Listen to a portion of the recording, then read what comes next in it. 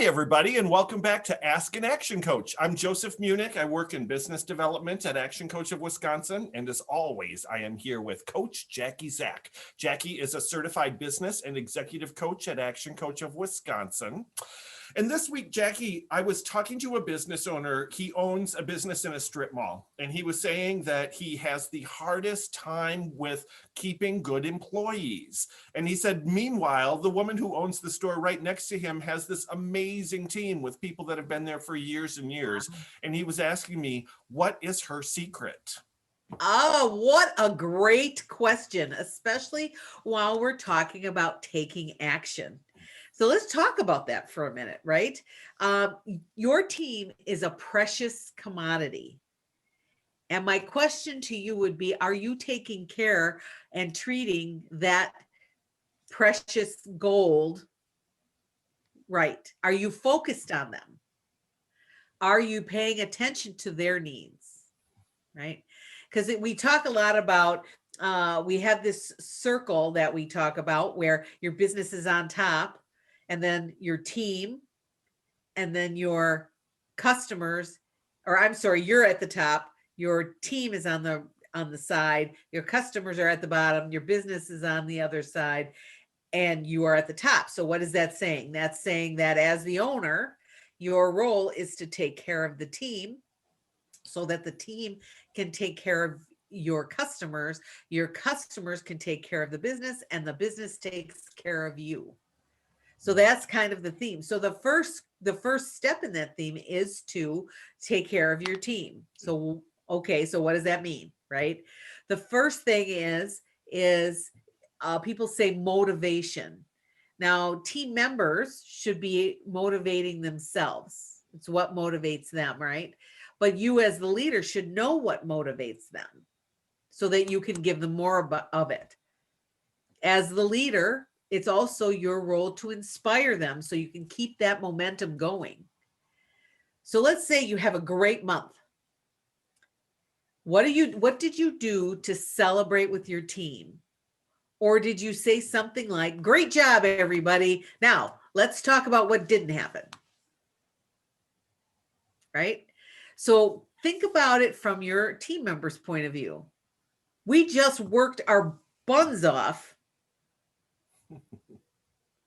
for however long the period of time was, right? Let's say it was a quarter. We worked our buns off, and all of a sudden you're going, yay. And then we're moving on to the things that aren't right. What is the effect of that on your team? And that's a big one, right? Because we as business owners and as leaders, it's really, we're always 6 steps ahead and thinking ahead, but where we need to stop and really take some time with our team. So my first question to you as a leader and as a business owner is are you doing that? Because if you are not taking the time to celebrate the success, what is the effect of that on your team? Is that demotivating them? What's the deal there?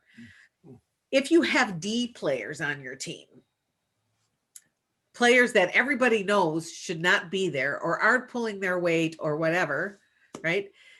Are you keeping them because maybe you don't want to get rid of them? Maybe you feel like you see something in them. All great, but what are you doing to move that team member up from a D to a C to a B to an A? Especially if they have a bad attitude, because if they have a bad attitude and they're a D player, why are you keeping them? What is the effect on your team, right? So also really understanding your team members as individuals, right? We as human beings, we have a tendency to either focus on marching to pleasure, towards pleasure, or away from pain, right?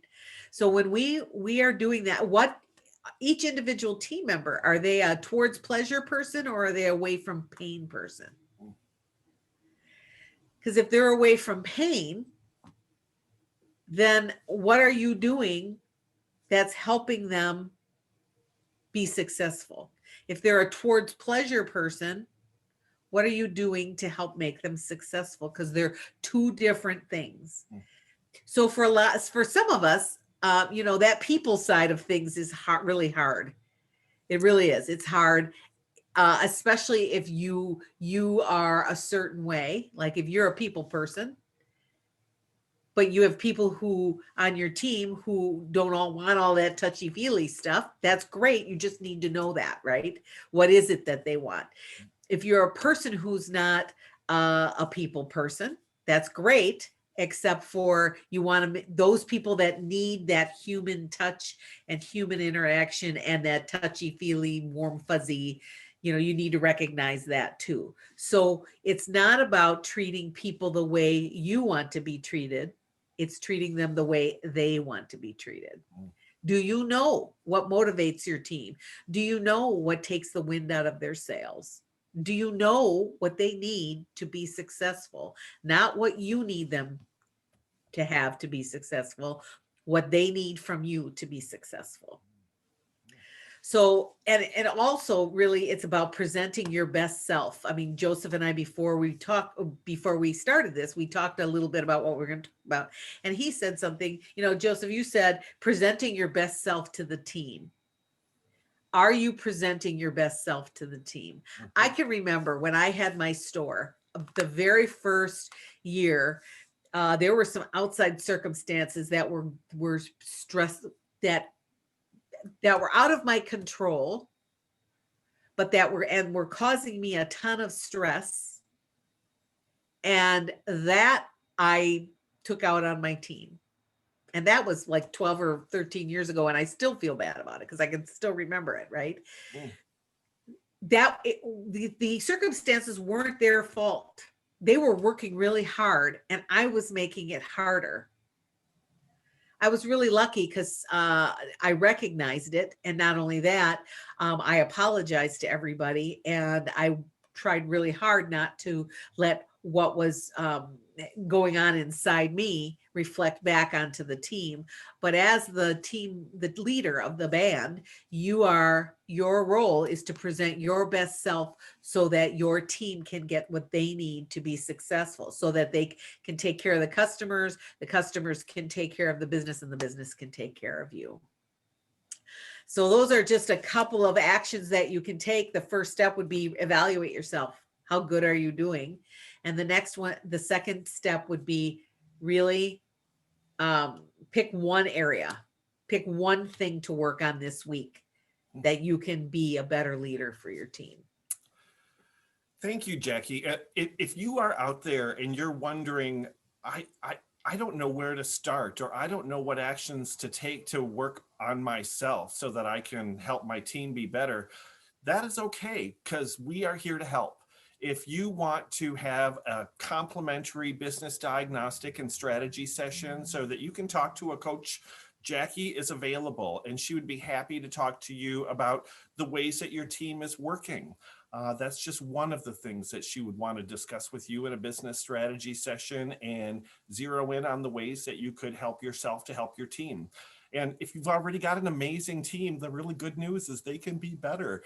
Teams always are improving, and to get to the next level, you're always improving yourself to help improve your team. So reach out to us. There is a link in this above us right now in the description of the Ask an Action Coach episode. There's a link to our landing page, and when you go there, you can fill out a form, and it will be a direct message to me that you would like to schedule your own business diagnostic and complimentary business strategy session. So thanks again, Jackie. This is wonderful.